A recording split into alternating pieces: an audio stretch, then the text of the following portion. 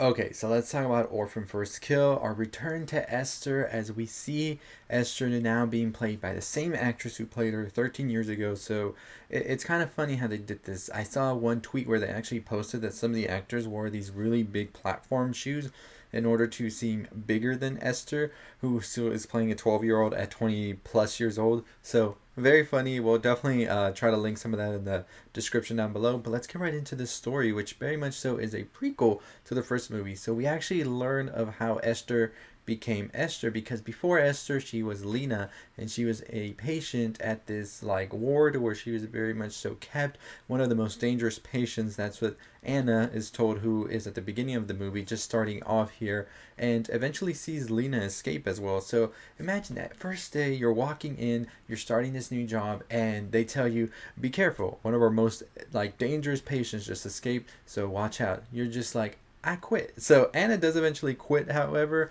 and we do see that Esther escapes as well after pretty much luring a guard to let her escape, which was kind of a little bit weird when you think about it.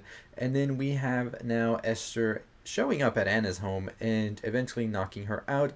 She goes through Anna's stuff and finds a registry of missing kids in the United States, and she finds one that looks just like her, and she's like, you know what? I'm taking that identity. And this very much so echoes a real life case, which we'll talk about in a separate video.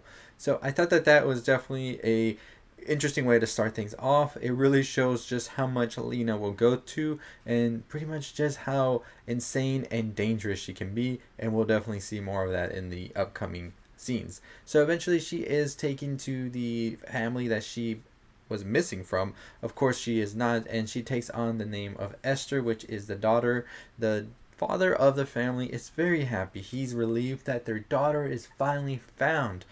The mom and the son are kind of like, I don't trust this girl. So we eventually see that Esther is being sort of questioned, because the detective who was working the case doesn't seem to think that this is Esther, and through some snooping and all of that, kind of deduces that as well. But by the time he can even get to tell anybody, Esther's right there waiting to kill him.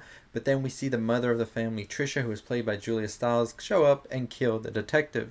Esther's in shock, wondering what's going on and if she is going to be next. Trisha explains that the real Esther actually died because the son of the family, Gunnar, was playing with her a little too rough, and this led to her death. We then find out that Trisha and Gunnar covered it up and made it seem like the girl was basically lost. And so this is the reason they were skeptical about all of this from the beginning.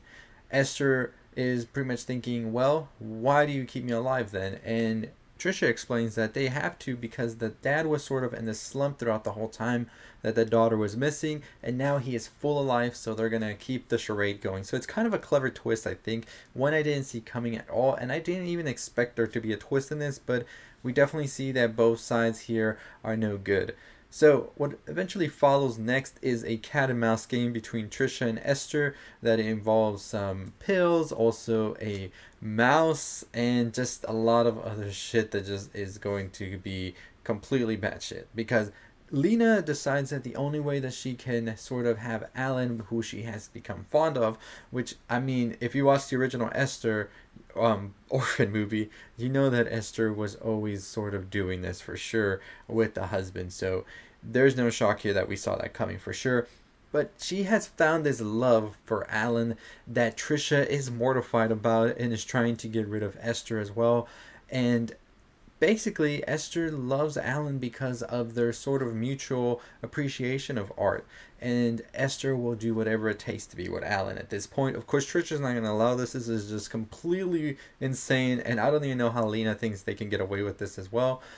But we do see that once Alan is out on a trip, that Trisha and her son Gunnar are trying to kill Esther as well, and Esther is on the combative side as well. So it's an all-out war in this mansion going on, as then the mansion goes up in flames during all of this. And now that the mansion's up in flames as well, we see that Esther does kill Gunnar, and now it's just Trisha and Esther. Esther, of course, is trying to get away from Trisha, and they end up in the rooftop at the moment, and that's when Alan comes in, and he is eventually like, yo, we need to figure out what's going on here, right? But before he can do this, both Esther and Trisha are hanging on the ledge. decision time. And I love this tropiness of the movie because the movie does have those campy moments and sort of like a classic horror movie vibe. I wasn't expecting this to be some masterpiece, which is why I totally enjoyed it. But we have Alan here to make sure, what is your decision? Is it your fake daughter or your wife? And eventually he chooses Esther. Trisha falls to her death before Esther can sing like her victory, her celebration. Her fake teeth and all of that fakeness just starts to wear off, and Alan is wondering what is going on. When she is rejected, she just pushes Alan to his death, and then we see that Esther is taken to an adoption agency to find her a new home, and that pretty much leads us to Orphan. So what a finale, right? So definitely one of the movies, as I said, I was looking forward to. I was a fan of the first Orphan, and I thought that this one definitely does the job that it needs to do, I think. To further push the movie, by the way, my camera died, so I'm just recording this now, all sound. But we pretty much made it to the end. Like I said, at the end, Esther is alive, and she has very much so killed the family. I mean, we knew this was going to happen, right? Because we did need to have her an orphan as well.